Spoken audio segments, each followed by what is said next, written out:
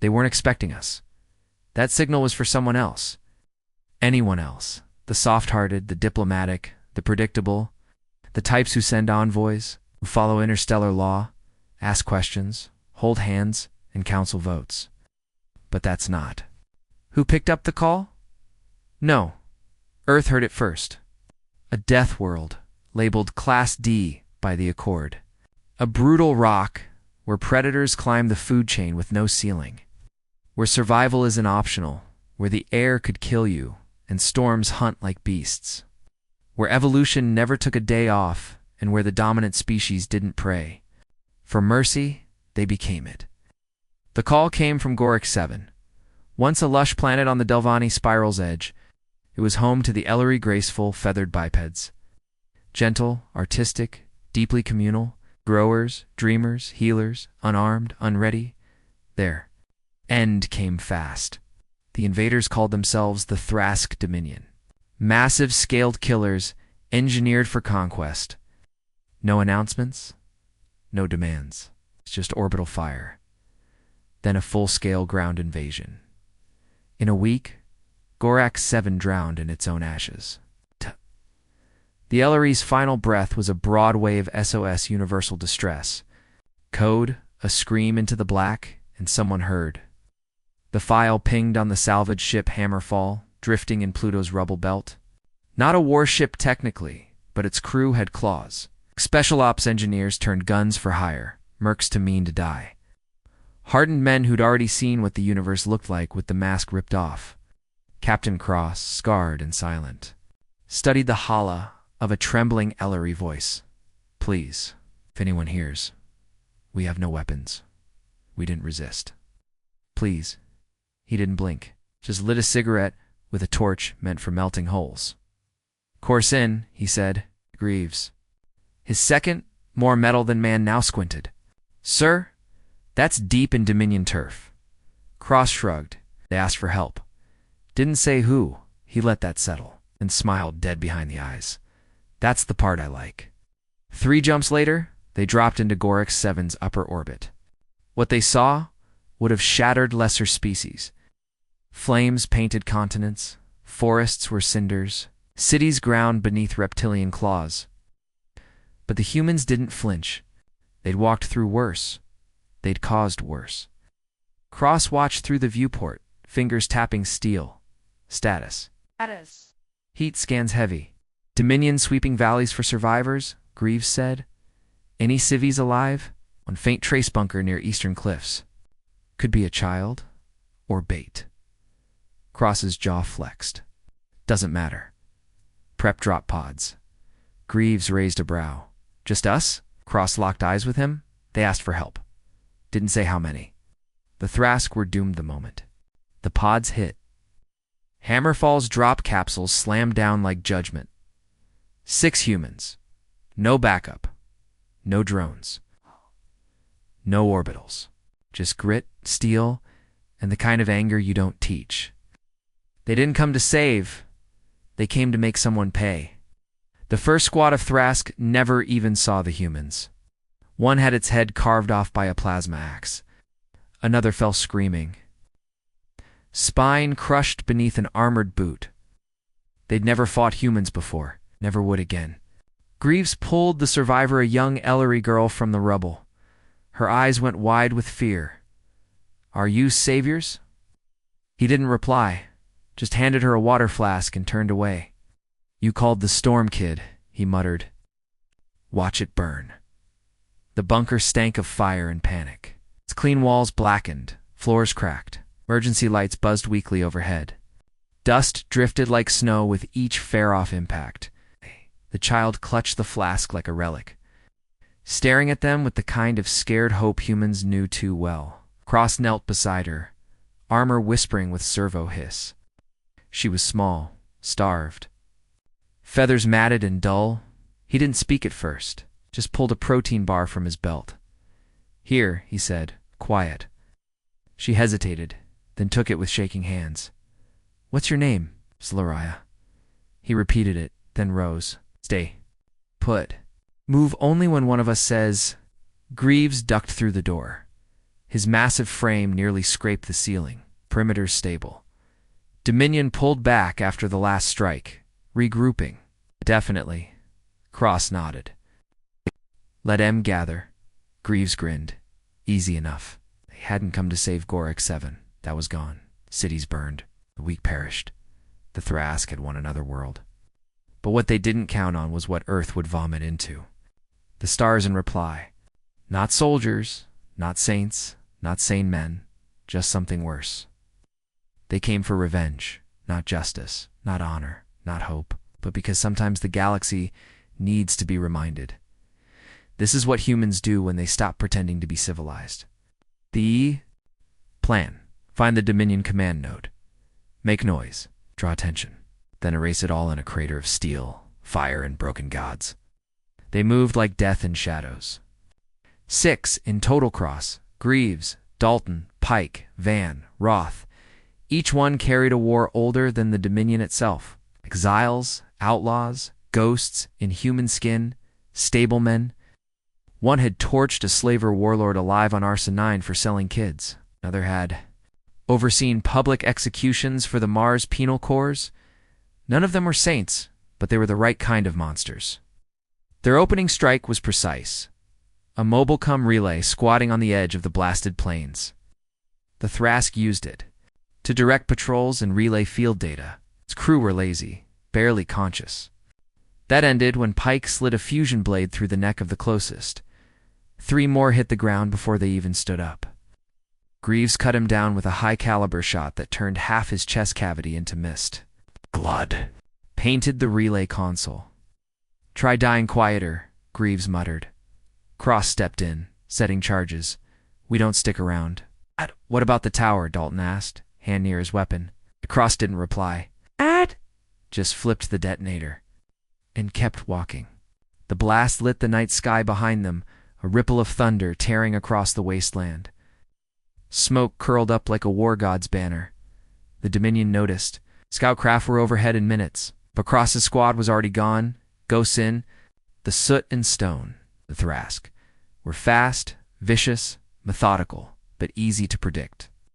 The humans weren't evading. They were bleeding them out. Next hit? Ving asked. Cross scanned his forearm map. Convoy hub. 4 clicks northeast. There's cycling prisoners and gear there. You think the kid's family made it? No. Vin didn't press. You learn which answers not to touch. The convoy site was bigger 2 prefab towers, a cargo hangar, half-built fortifications, turrets, searchlights. Dominion flags hung like black scars across the gate.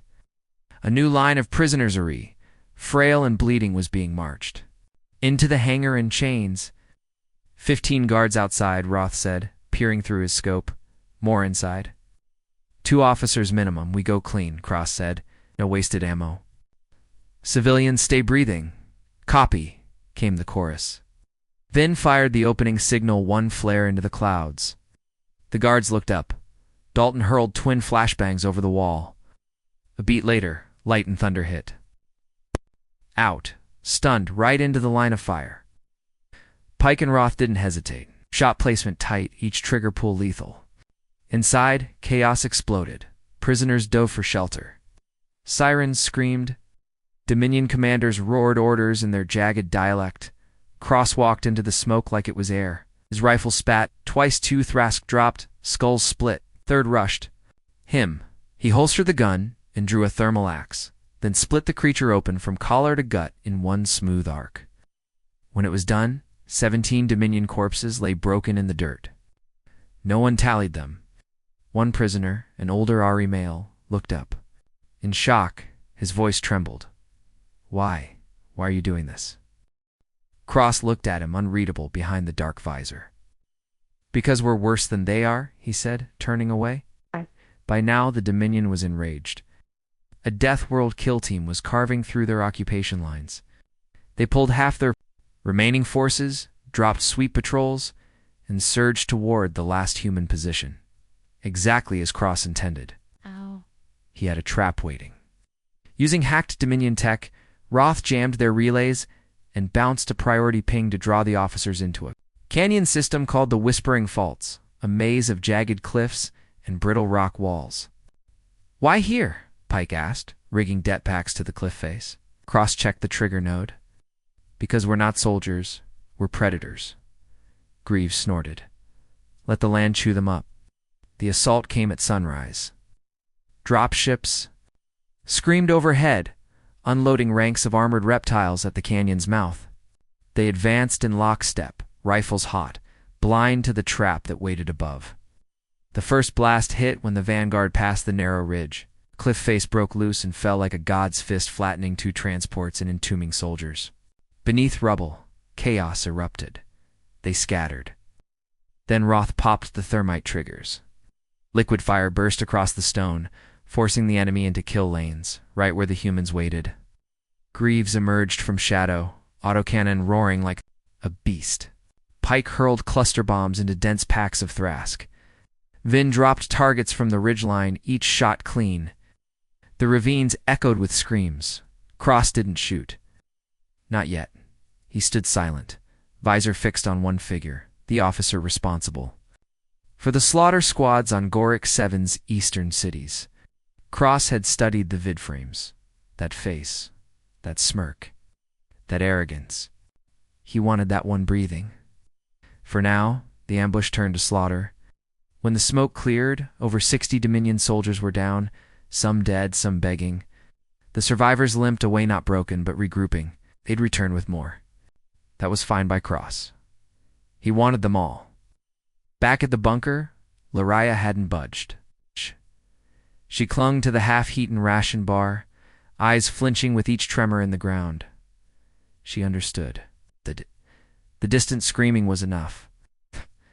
But what chilled her more was the silence. When the humans returned, they said nothing. No laughter, no pride. Just blood-caked boots and the smell of war. Dalton sat by the door, stripping his weapon. Greaves reloaded without a word. Pike bandaged Pike, patched a burn on his forearm in silence. Just the hiss of medfoam filling the air. Lariah finally whispered, voice brittle. Are you really here to help us?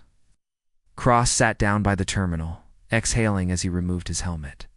His face was a roadmap of pain scars, crisscrossed old metal.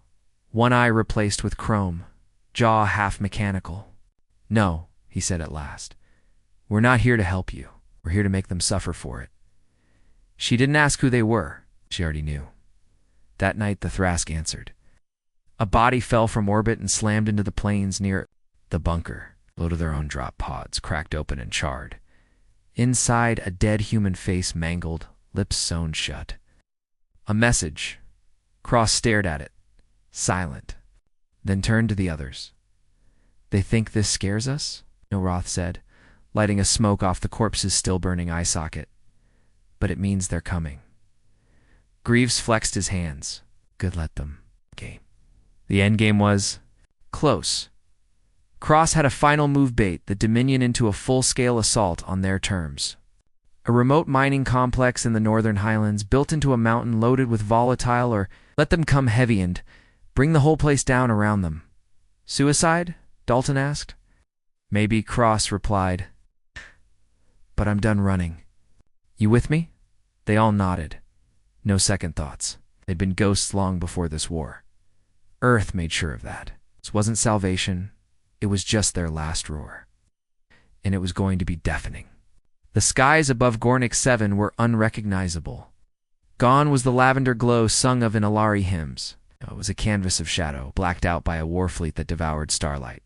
Titanic carriers loomed like grim idols.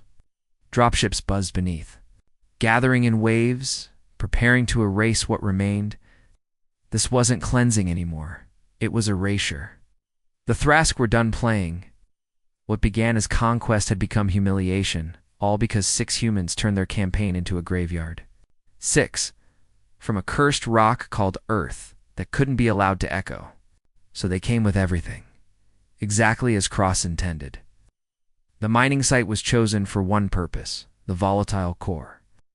Gornik 7's crust was packed with hell, titanium nitrate seams, hydrogen pressure vents, and traces of xenoplasmic ignition. Gas. A wrong spark would turn it into a localized apocalypse. Cross didn't plan to miss. They reached the site at dawn, hauling gear salvaged from the wrecked convoy station. They laced the support beams with fusion charges, strung the walls with trip mines and sensor-triggered jetpacks. Roth rewired the old grid into a self-destruct loop. Pike turned welders into plasma turrets. Even Lariah helped small hands moving ammo crates, threading wire, while staying silent, tightening bolts with trembling fingers. Lariah never asked what it all meant. The look in the human's eyes told her enough. This wasn't a defense, it was a grave. The only question left was whose. Cross stood over the scanner, watching enemy signatures creep across the display. 5 hours, he muttered. Greaves said, "Let's set the table." Aboard the Dominion flagship Vorthon, General Carroll loomed over his command. Pit.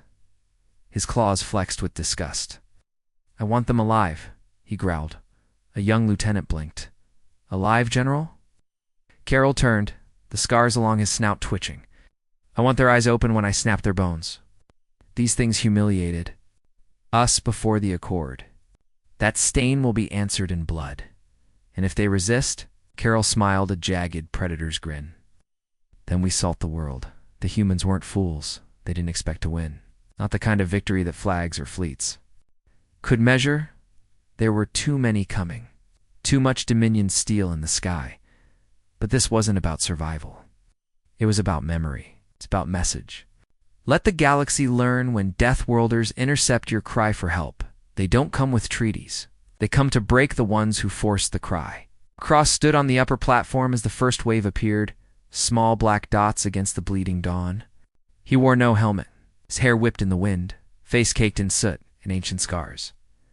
In one hand he gripped his rifle, in the other a trigger.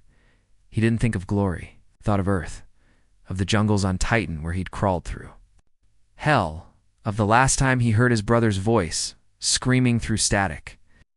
Of the tribunal that branded him unfit when he refused the order to retreat. How no one came when his.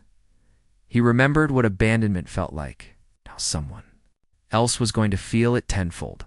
The assault began without restraint. 3 Dominion transports peeled off and dropped onto the upper ridgeline, deploying squads of Thrask shock troopers. Plasma fire tore through the haze. Explosions rolled like thunder through the canyon. Van fired first, calm and precise, sniper. Rounds piercing exosuits with surgical efficiency. Pike's repurposed turrets spun to life, bathing the ridge in molten plasma.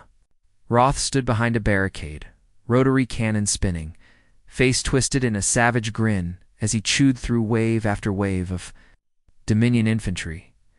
They didn't come in formation. They came like a flood. But the humans held. Every foot of terrain was scorched in alien blood. Every approach littered with traps, flame pits, rigged mines. This wasn't a fortress, it was a crucible. By the second hour, Dominion had already lost drop carriers, one brought down by a fixed mining laser, the other by a fusion mine wired to mimic a coolant breach. Bodies stacked in broken piles. Still they charged. Still they died. Lariah crouched beneath the central turbine array, feathers trembling as the world above her shook. She heard everything, the thunder of gunfire, the shouts, the cursing, the laughter. Humans bleeding and laughing like pain was a joke. One voice rose above the rest. Cross. She peeked through the slats just in time to see him crush a Thrask skull under his boot. Shotgun blast 2 more into pieces, then dive into cover. Like it was choreography. He didn't move like a man. He moved like a verdict. Like someone who'd already died and just hadn't stopped fighting. Maybe he had. By the 3rd hour, the toll began. Pike took a plasma bolt to the chest. He didn't scream. He kept firing, his chest glowing red, until Cross dragged him behind. Cover and broke his neck. Mercy. Dalton vanished during a flank check. Never came back. Greaves caught a blade to the gut slumped against a crate, passed Roth his last mag. "Make it count," he said, and died. Greaves later lost his arm, but fought with the other. When they pinned him under half the hangar roof, he laughed and triggered the micro-nuke strapped to his torso. A quarter of the Dominion's forward assault evaporated in light by the 4th hour. Only 3 remained. Cross, Roth, the girl. The Dominion flagship, now filled the horizon, blotting out mountains and hope. From its underbelly descended a massive drop platform bristling with siege engines, heavy units, shock artillery, the final wave. The hammer-stroke Tross stood at the top of the command tower, wind howling around him. His rifle was slung across his back. In his hands, the detonator. Blood dripped from his fingertips, armor cracked, steaming from the heat. His rifle was spent, his knife snapped. But his grip on the detonator was rock steady. "You see it?" Roth bellowed from below, his cannon glowing like magma. Cross replied, "We're going to make it." "No." Roth spat a line of blood, then grinned through the red. "Good." Inside the generator chamber, Lariah clutched the final cable, the last piece of the ignition link. Her fingers shook, ready to jam it into place, to send the charge racing down into the core. She looked up once, caught Cross's eye. He didn't speak, only nodded. The Thrask wave flooded in, swarming over the shattered outpost. Cross stepped onto the broken ledge of the tower, arms open like wings, his face bare. His gaze locked on the commander watching from above. Carroll stood at the edge of the lead transport, smug behind his oculars. Cross raised the detonator. "This," he shouted, voice sharp as iron, "is what happens when you hurt the weak and expect silence." He pressed the switch. The ground didn't rumble. It screamed. The whole mining facility detonated from beneath. A column of light shot skyward, white, searing, consuming. The xenoplasmic core ignited first, blasting a shockwave through bedrock. Then came the nitrate veins, dominios of fire snapping through the cliffside. The Dominion troops never had a chance. Carroll tried to scream commands. Too late, the firestorm swallowed them whole. Carroll's last moment, captured by his neural link, was a human smiling into the blaze, then dashed darkness later. The Accord dispatched survey drones to the blast zone. No survivors, no bodies. Just melted stone, warped alloy, black scorched plains for kilometers in all directions.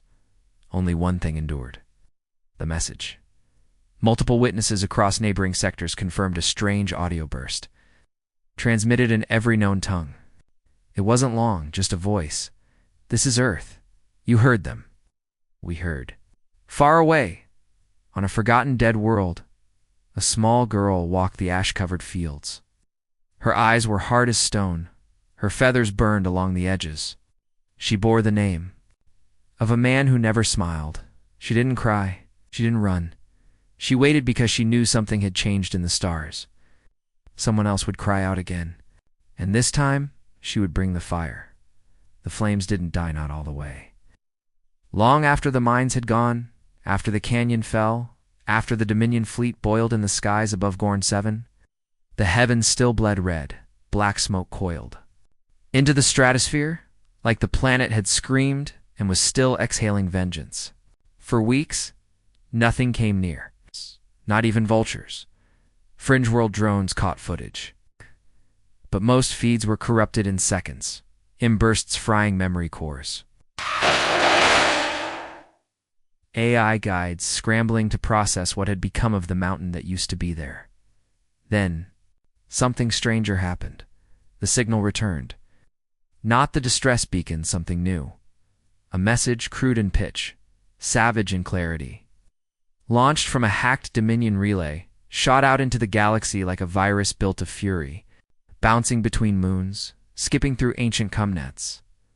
One sentence, spoken by a human voice. "You made them call for help." We answered.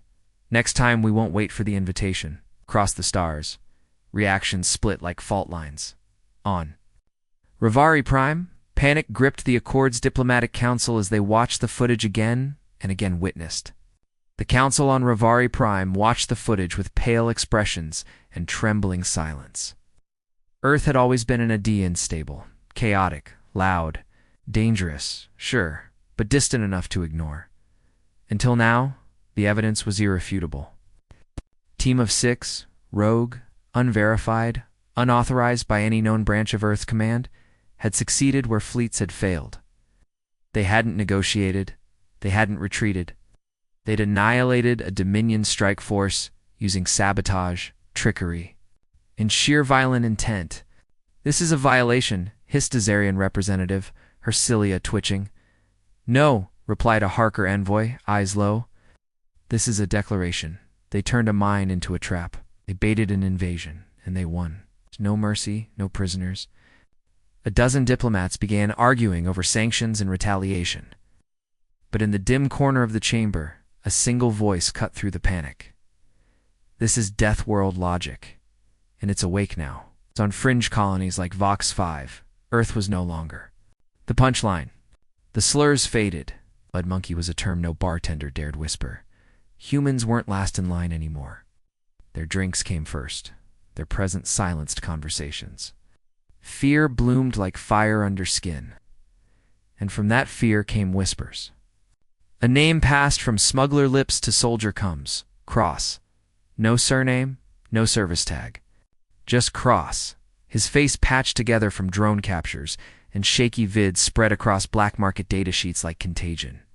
Always the same image, smoke rising, a field of Thras corpses, and a lone man standing with a ruined rifle and cracked armor. He wasn't laughing. He wasn't gloating. He just stood still, watching the fire behind him. Some said he died in the blast. Others claimed he walked out of the crater and vanished into the stars. The mystery made him larger. The Thrask Dominion bled. Not just from the dead, but from the idea that they could lose. Cross's strike hadn't just broken a military unit, it shattered the illusion. Whole systems heard. The news: humans made them bleed, and they did it on record. Fear turned inward. Recruitment faltered. Patrols doubled. They started checking shadows. Resistance sparked on the outer world's places like Lurchin 3 and Dezar, where slaves whispered of vengeance and finally dared to act. All of it tied to that firestorm on Gorn 7. One battle. One myth. One name. As for Commander Carroll, he never returned. The Dominion gave him honors. Quietly, his name was removed from family trees, wiped from records, disgrace hidden behind. A lie. Earth. It stayed quiet. The governments said nothing. No statements, no press releases, just silence. Cross and his crew were never official. They weren't assets. They were ghosts discarded by agencies long ago.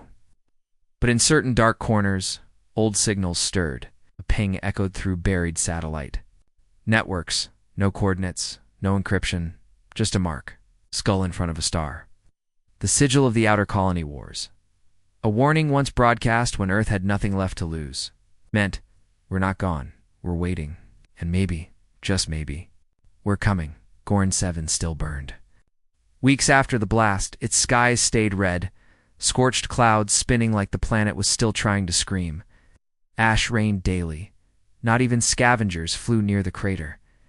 Drones that got close fried their system's EMP spikes, lingering plasma. Discharge, corrupted feeds, showing nothing but static and fire. But then the signal came again. Not the distress beacon. A new broadcast.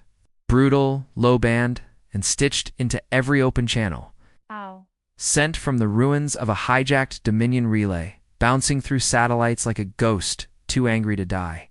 One line, a voice made of gravel and steel. You made them cry for help. We heard. Next time, we won't wait. Reactions were fast and divided. Panic erupted on core worlds. Military councils deployed counter-intel sweeps. Some colonies cheered, some fortified. But no one ignored it. Because they all knew something had changed. And far below. Lone on the wasted surface, one figure walked through the smoke.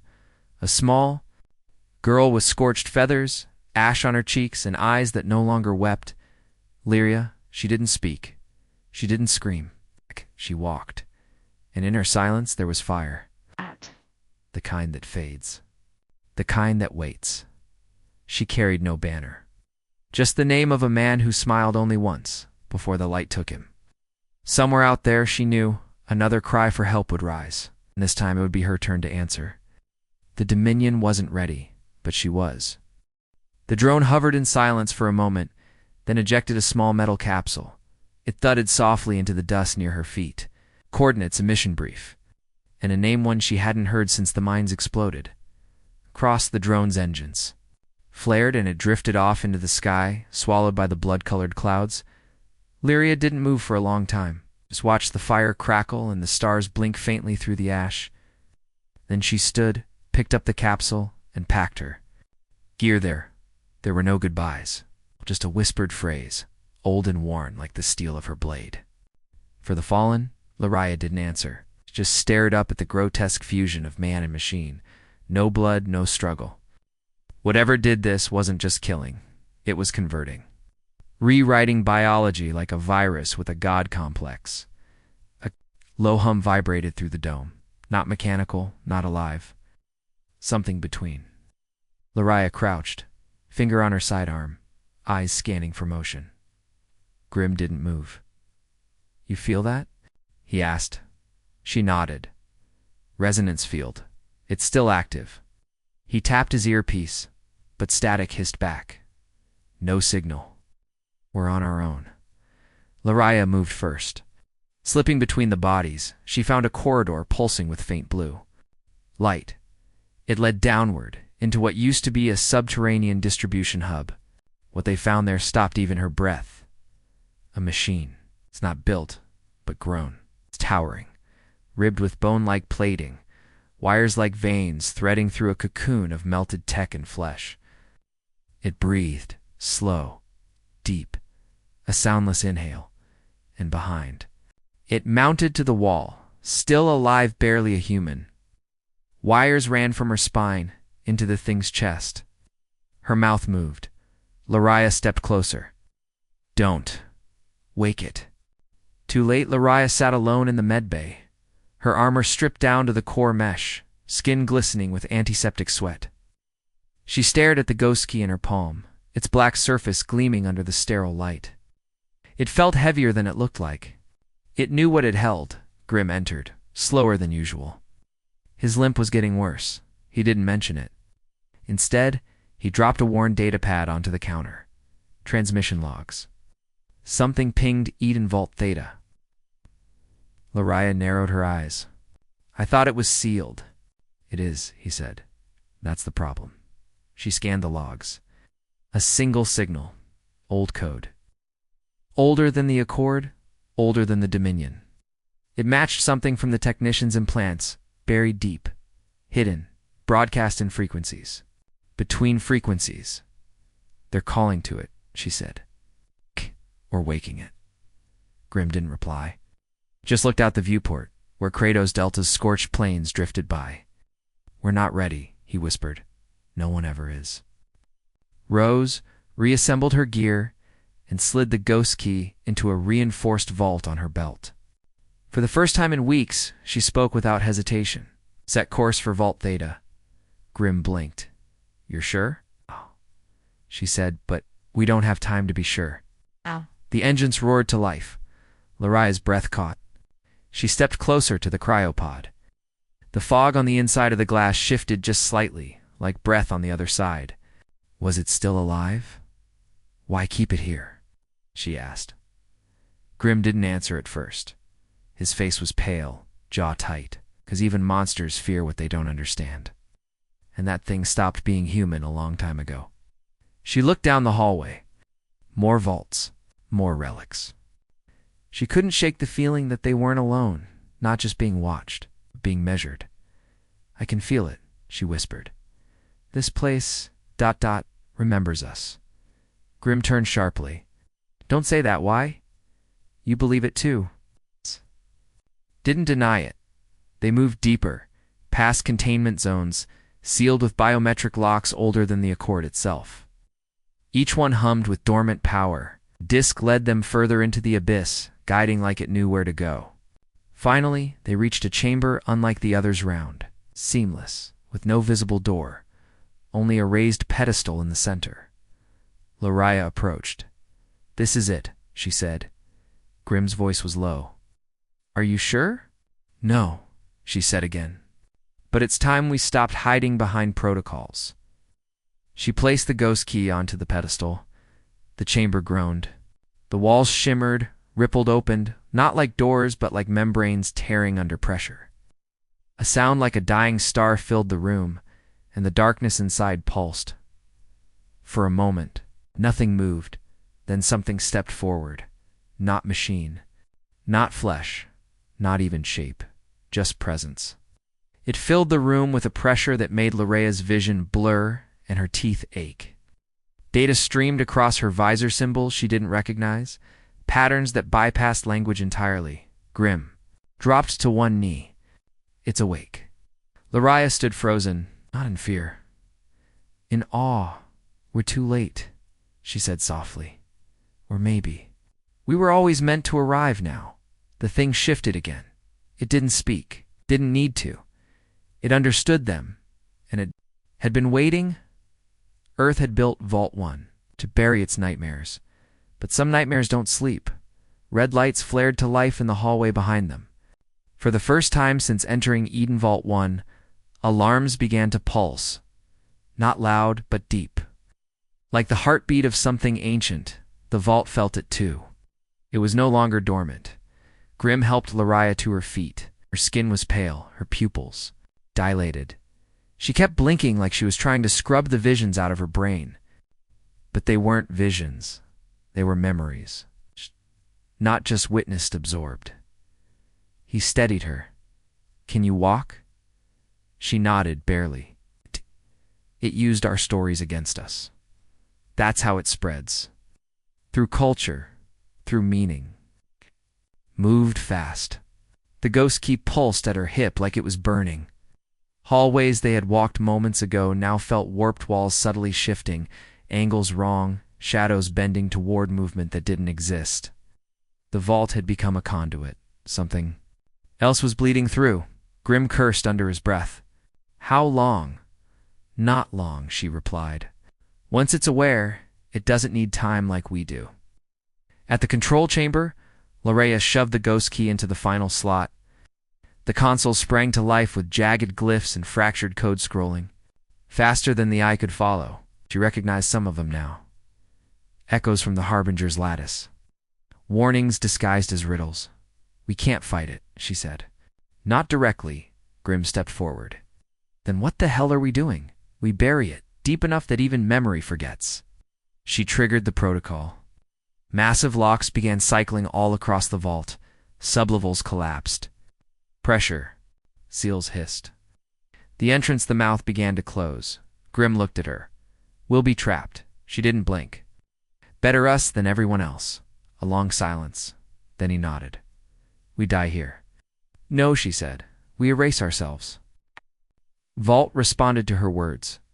The Harbinger couldn't infect what didn't exist. If Lorea and Grim became unremembered, data wiped, stories unspoken, their thoughts purged, then, maybe, just maybe, it couldn't spread. She turned to him one last time. Grim, do you believe in ghosts? He smiled sadly. Only the ones that bleed, and the world shattered into static, and far beyond the dead moon's crust. In places where thoughts had teeth, something paused, confused, alone again. Lorea didn't speak. She couldn't. Her throat locked up, pulse hammering in her ears. Cross took a step forward. The hum of the command chamber seemed to dim around him. You saw it, he said. Not a question. Certainty. She nodded once, and it saw you. Another nod. Cross looked past her to Grim. Did she break? Grim stood straighter. No, sir. She came back. Cross tilted his head just slightly. That haunted eye flickered. Then there's still time. He gestured toward the central console. Around them screens displayed unreadable data streams. Fleet movements, encrypted, threat metrics from sectors long believed sterile. One showed a sphere of collapsing coordinates, planets erased, timelines scrambled. The Harbinger's mark. We buried Eden, Lorea said quietly. It won't. Hold. Cross's expression didn't change. It was never meant to hold. It was meant to warn. She stepped closer. You knew? All this time you knew it wasn't just another AI? Cross finally looked directly at her. We hoped it was, but hope isn't protocol, he brought up. A hologram and intricate weave of quantum fracture patterns. Psychological weapon grids. And something far older. Symbols from Earth's earliest religions, meshed with alien dialects. Beneath them all, a single repeating glyph pulsed like a heartbeat. It doesn't kill, Cross murmured. It edits. Yes. That's what makes it worse. Lariah glanced at the pattern. It was familiar now, branded into her mind. What do we do? Cross's synthetic hand flexed, servos hissing. They make noise. You remind the galaxy of what can't be erased. Behind them, the outpost began to wake in full. Weapons primed. Ancient warbeasts thawed from cryo-containment. Operators with no names moved to long-dead consoles. Lariah touched the hilt of the old blade at her hip. She said once Earth had. No, God's left. Cross turned toward her fully, the red lines on his arm glowing bright. We don't. A pause. The core of Project D7 pulsed beneath layers of alloy and containment fields. Sphere no larger than a human heart suspended in 0G, surrounded by rotating rings etched with ancient Terran runes and languages long extinct, Greek, Sumerian, Latin, binary, Braille. This is what we built after Eden, Cross said. What we built after you survived it. Lariah approached slowly, her breath fogging in the sterilized chamber. The sphere hummed not with sound, but with memory. Images flashed through her mind unbidden. Trenches on Europa, the screaming. Towers of 9 Delta, the child she couldn't save on Goric 7, she staggered. It reacts to consciousness, said the technician beside her, faceless behind a neural veil. To pain. To the parts of us even the Harbinger won't touch. It's alive, Lariah whispered. Cross shook his head. No, it's us. Every war crime Earth committed. Every retaliation we never spoke of. Bottled, coded, sharpened. Grimm looked away. Project D7 is extinction insurance. Or a funeral pyre, Cross added. It depends who lights it. Lariah turned to face him. And you want me to be the match? No, Cross said. You already are. The lights dimmed as alarms rippled silently through the facility. The Harbinger had found them more, perhaps. It had simply remembered. Screens flickered to black, then to static, then to symbols. Not words, not language, but ideas.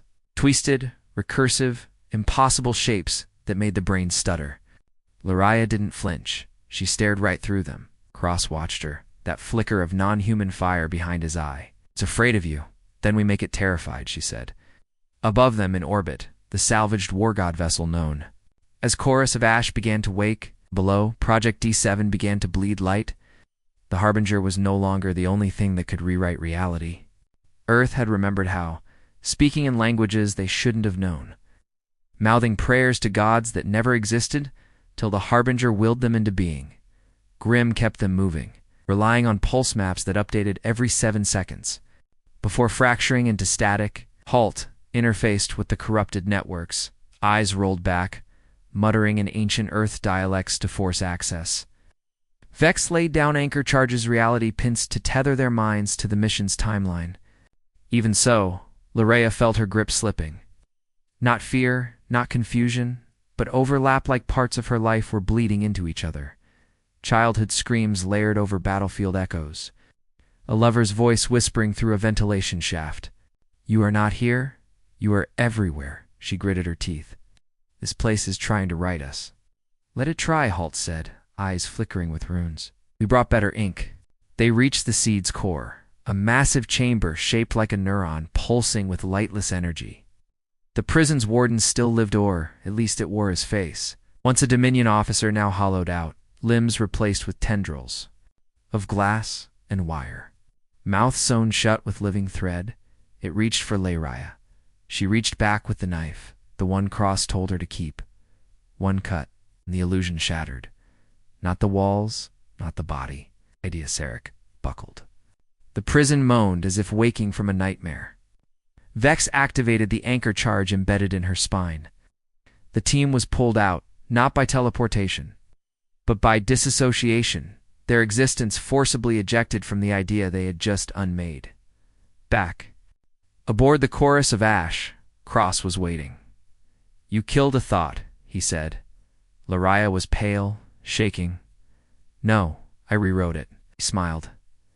Then we just proved the Harbinger bleeds, and far across the galaxy, in 10,000 infected minds. A flicker of resistance sparked. One name whispered in languages not yet invented. Laria's team landed hard, reality crunching under their boots like brittle glass. The air smelled like static and old grief. Vex vomited black fluid but signed that she was stable. Grimm's visor flickered as the environment tried to rewrite his memories into myths. He punched a neural spike into his skull to anchor himself his. Blood steamed. They moved forward in formation. Halt gone now, but his ghost lingered in the team's protocols. They were deep inside the Harbinger's singularity, where history bent like gravity and thought had mass. Every step was a battle. To remain real, Laria felt it watching her not from outside, but from inside. The Harbinger didn't speak this time. It remembered. It replayed her failures over and over, folding time around her until she couldn't tell if she'd survived Gorik 7 or died screaming. But she kept walking. Her skin burned with ancestral trauma, every scar a defiance. They reached the heart of the construct, a hollow sphere of glass veins pulsing with stolen dreams. At the center floated a child no older than 10 as open, mouth stitched shut, body covered in fractal circuitry. The seed. Not a being, a question waiting for an answer. Cross's voice came through tight beam comes. Don't listen to it. Don't touch it. Just end it. But Laria stepped closer. The child opened its mind. A wave hit her galaxies in fire. Civilizations rewritten in moments, 1,000 species lost to belief alone. And then, at the edge of it all, Earth screaming. Bleeding, standing, the Harbinger recoiled. Earth wasn't a beacon. It was a scar, too fractured to manipulate, too broken to bend. It had tried to take humanity once. It had failed. Laria reached out and touched the child's chest, not with hate, not with vengeance. With memory, she gave it Earth's truth. War, genocide, betrayal, hope, rage, joy, grief. All of it, the sphere shattered. Outside, the Wraithorn lit up with warning beacons as the construct imploded. Cord fleets retreated. The cradle system buckled, light folding inward. The Harbinger screamed and stopped. When it was over, the Stormborn stood on drifting shards of what was once an immortal infection. Laria stared at the void where the singularity had been. Grim. Walked up beside her. Did we win? She looked at her hands. No, we survived. Cross's voice crackled through. It's all we ever needed. Somewhere far across the stars, something else woke up not because of the Harbinger's fall, but because humanity had answered its question, and the answer was, "We are the storm," asked ChatGPT.